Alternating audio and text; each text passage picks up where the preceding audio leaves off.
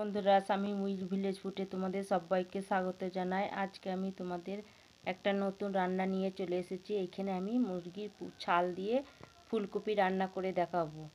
আর এখানে আমার সব মশলাগুলো নিয়ে নিয়েছি। আমি এখানে ফুলকপি পুস্তি তরকারি করার জন্য আমি এখানে গ্যাসটা জ্বেলে দিয়েছি আর কড়াই বসিয়ে দিয়েছি।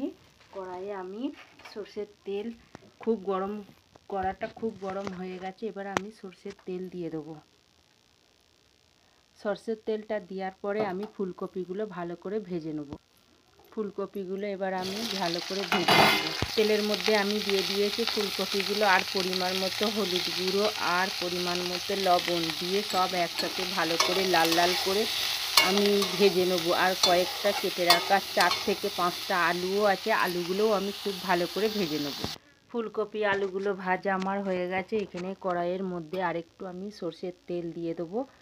সর্ষের তেলটা দেওয়ার পর আমি পেঁয়াজ কুচোগুলো আমি দিয়ে দেবো। পেঁয়াজগুলো আমি ভালো করে একটু ভেজে নেব। পেঁয়াজ আমার ভালো করে ভাজা হয়ে গেছে। পরিমাণ মতো নুন, আদা রসুন বাটা, লঙ্কার গুঁড়ো, হলুদের গুঁড়ো, জিরের গুঁড়ো সব একসাথে আছে, আমি দিয়ে দেবো। এটা আমি ভালো করে নেড়ে নেব। আর এর মধ্যে আগে থেকে পরিষ্কার করা মুরগির ছালটা আমি দিয়ে দেবো। ভালো করে সব কিছু আমি কষিয়ে নেব।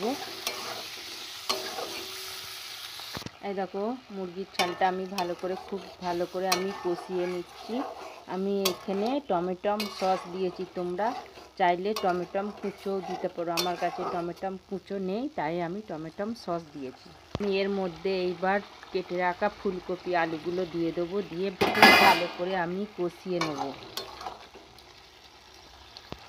এই দেখো, আমার খুব ভালো করে কষানো হয়ে গেছে। মশলা থেকে তেল ছেড়ে দিয়েছে, তার মানে এবার কষানো খুব ভালো করে হয়ে গেছে। এবার আমি জল দিয়ে এটা আমি রান্না করে নেব। রান্না করে নিয়ে তোমাদের এটা আমি দেখাবো, নামিয়ে দেখাবো তোমাদের। এই দেখো, তরকারিটা আমার হয়ে গেছে। এবার আমি ঢেলে নেব। এই দেখো বন্ধুরা, মুরগির ছাল দিয়ে ফুলকপি রান্না আমার হয়ে গেছে। বাড়িতে প্রথম থেকে শেষ পর্যন্ত ভিডিওটা দেখবে, বাড়িতে রান্না করে খেয়ে দেখবে কেমন হয়েছে, কমেন্ট করে জানাবে।